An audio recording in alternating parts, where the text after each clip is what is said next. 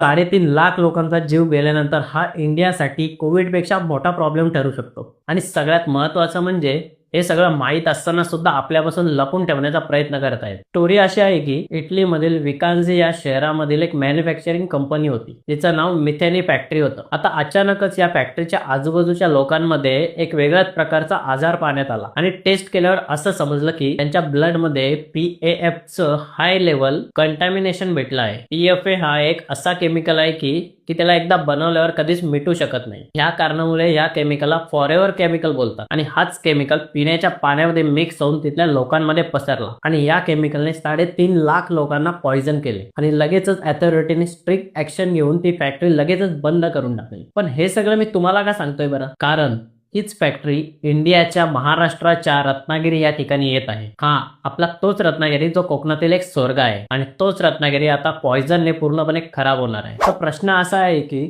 इटलीमधून ban होऊन या कंपनीला इंडियामध्ये परमिशन कशी मिळाली बरं? कारण आपल्या जीवाची काही पर्वा नाहीये का? प्लीज या व्हिडिओला खूप शेअर करा आणि ही इन्फॉर्मेशन सगळ्यांपर्यंत पोहोचवा आणि आपल्या इंडिया आणि रत्नागिरीला सेव्ह करा.